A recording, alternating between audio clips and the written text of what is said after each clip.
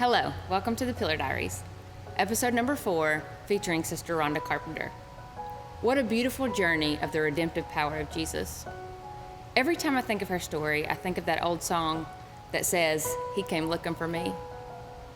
So many of us can relate to her storm, and the man who stepped in the middle of it, that even the winds and the seas obey him. When I asked Sister Rhonda, "What ministries are you involved in?" she simply replied, "Any ministry that I can be in that will connect one more person to Jesus Christ." I pray that God opens our eyes to love others and to see them as He has her. These women are our pillars, and their stories are our monuments. If we ever fail to tell their story, what they have built will crumble. These are their diaries.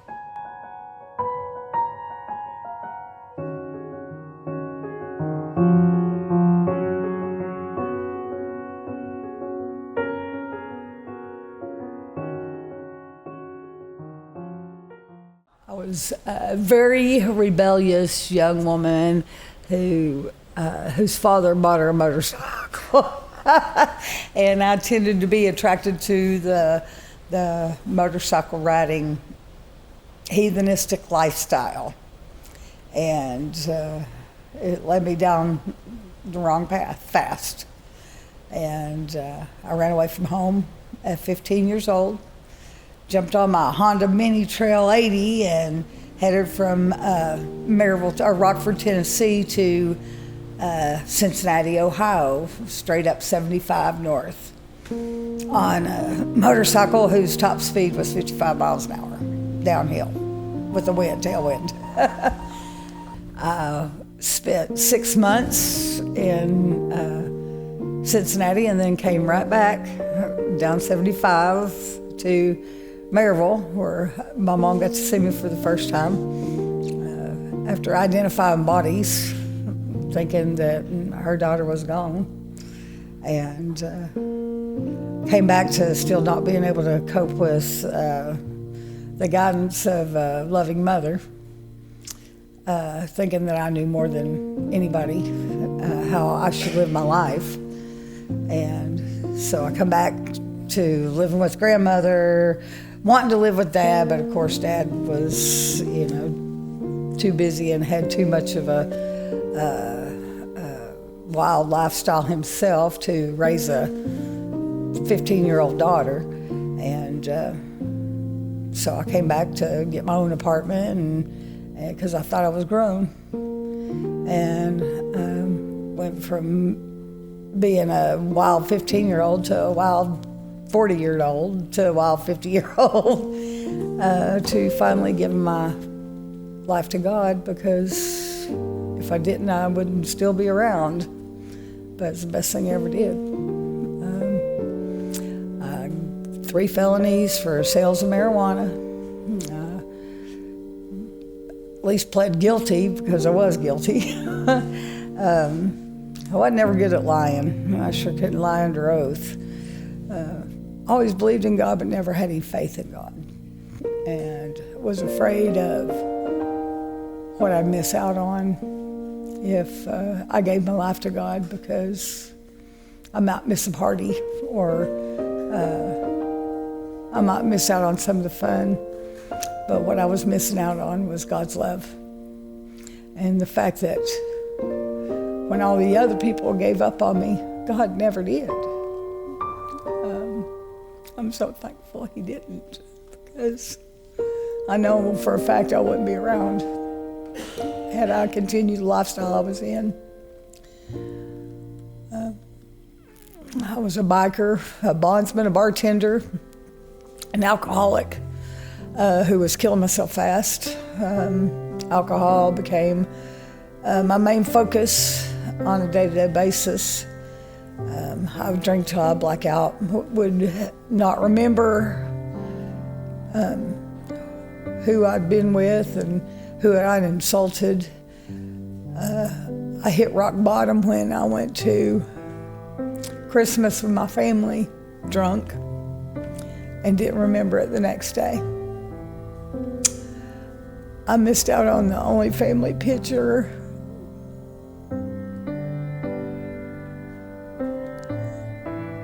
that we have. because I was hungover. And now my dad's gone, and I'll never get the opportunity to be in that family picture again. And it makes me really sad every time I look at the pictures, and everybody else in my family's in that picture but me. But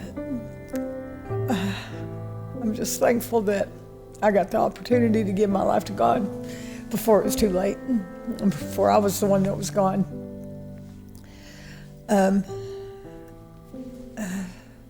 But 3 felonies, and I was a bondsman, a bartender. I spent every day surrounding myself with the criminal element, and you desensitize yourself to crime and that lifestyle when you surround yourself with it on a daily basis. So I guess I just didn't see it anymore. You know, I always thought I was on the right side of the law because I was the one writing the bonds. But when you're writing the bonds, and you know, then you're on your nights off, you're cocktailing it up and selling bags of marijuana. You know, all you're doing is the same thing that you're bonding them out of jail for. So, but I'm just really, really thankful that I was able to get it together.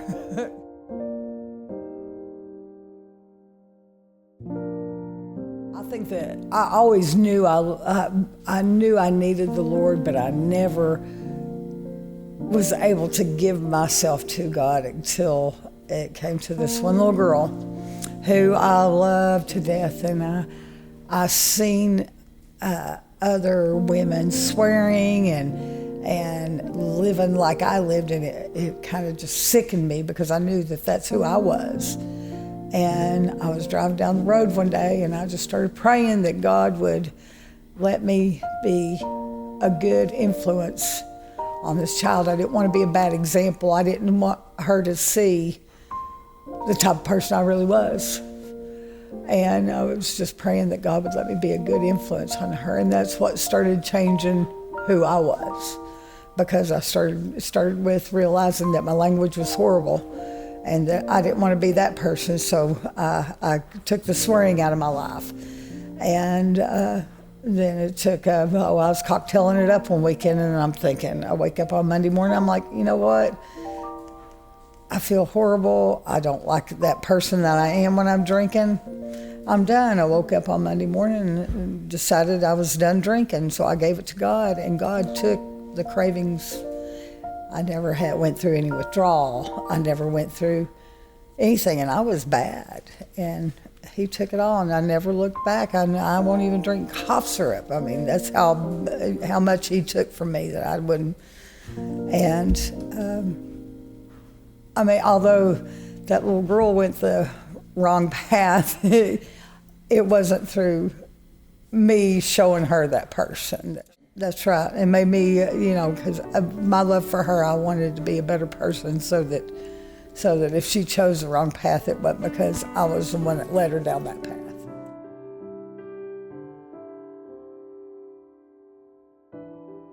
I started out in AA, and realizing that most of those meetings, not all of them, but a lot of those meetings are people that have to, you know, just get their little paper signed, and it wasn't spiritual enough. And then I started seeking out more spiritual meetings, and then I realized that it wasn't the meetings that I needed at all, it was God I needed. And I went from those meetings to searching out of church, which I've been around the Apostolic Church for years, but I thought that I was going to miss out on something because, I didn't think that wearing dresses all the time was necessary, or you can't do this or you can't do that. And what I didn't realize was it wasn't about what I can't do, you know, because I can do anything I wanted to do. But after I give my life to God, what am I going to want to do? And you know what? I want it all. I want all of it. I want to please God. And that's where my happiness comes from now, is in pleasing God.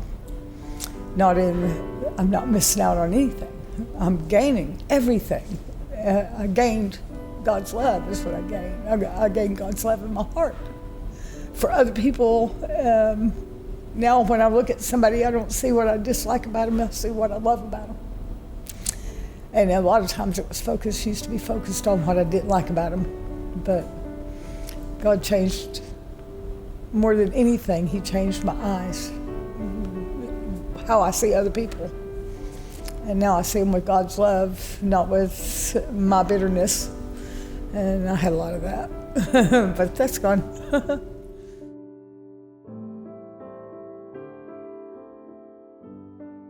My family relations, my relationship with my parents, struggled with my relationship with my mother, which she's a wonderful woman, but we butted heads. And it was because she wanted more from me than I wanted for myself. And then probably my dad's judgment. I was the too much jewelry, too much makeup, a biker, bartender, not meeting up to the perfect daughter, you know. Finally being able to have a relationship with my dad, thankfully, before he passed away, and having a good relationship with my mother now is such a blessing, because that's something I didn't think I'd ever have, but I do now. I love her and she loves me, and oh yay! Yeah. So and when my dad passed away was at the height of my alcoholism. I spiraled out of control. But it also is what made me realize that if I didn't get it together, I wasn't going to get a chance to get it together.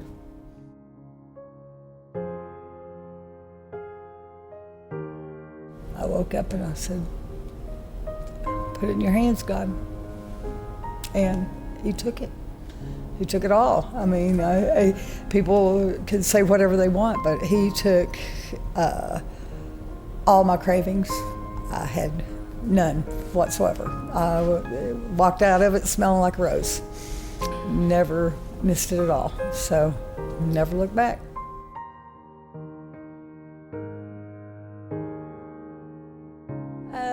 Probably, I mean, it's something I've experienced for myself, because I thought I've made a lot of poor choices as far as men's concerned over the years.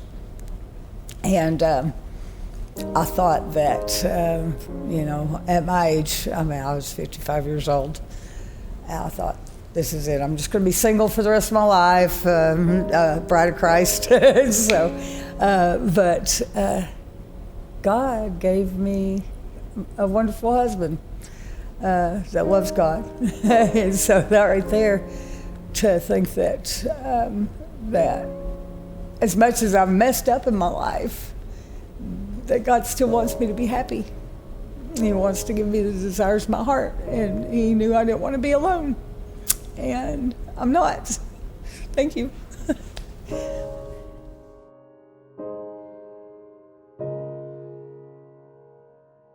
Living a life for God. That is, there's nothing more rewarding than that. There's nothing more rewarding than waking up and knowing that you can be the link between somebody and them living their life for God. One more soul. Because if I can I'll spend the rest of my life telling everybody I can, if it'll just make a difference in one person's life.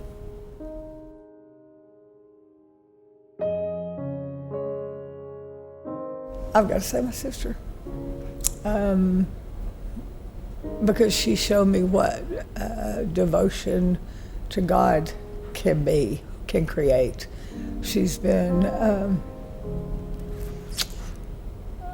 a wonderful mother, and she has been the ultimate pastor's wife, and she's led many souls to Jesus. And what more? You know, that's who I want to be. when I get big.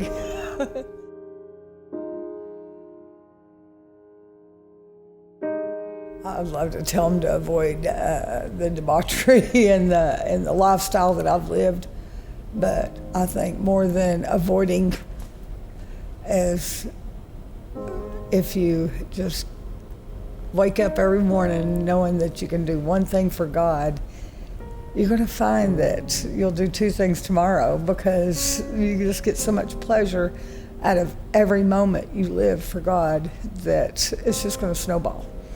I tell you not to do. I can tell you that all day, but until you give your life to God, you're just going to keep sinning. So it's the best thing that ever happened to me. And I know that I would never go back. And any moment that you spend doing anything good for another human being is a moment well spent.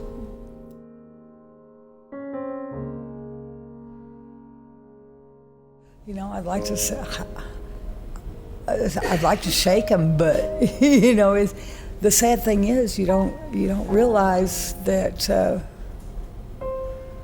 you don't realize how miserable you are until you start living for God. You don't realize the pleasure that you get out of living for God, because they always think that they're going to miss out on something. You know, if you don't make the next party, you're going to miss out on. Oh, I don't want to miss out on the next party. I don't want to miss out on. But the thing that they're missing out on is God's love, and that is, I mean, it's just the ultimate. And I don't know what to tell that person, because, you know, thank you, Jesus, I'm not that person anymore. I just tell them that they just need to open up their hearts to God, and then they'll see. You know, you can't. There's no way to describe it. There's no way to describe the difference in my life now compared to my life then, because that wasn't really a life. I mean, it was an existence, and it was a miserable existence at that. And the sad thing is, I didn't even know it. I know it now, but that's, you know, looking back. They just need to do one thing for God today, and you'll see the pleasure and the happiness that it'll bring you, and it'll snowball. That's all I can say. It's going to snowball, because you can't do something for God and not feel. You know, if you're truly doing it for God, you feel it. You know, and you see you feel the true pleasure that you get out of it, the happiness that you feel. There's no life like living for Jesus. That's right. There's no life like it.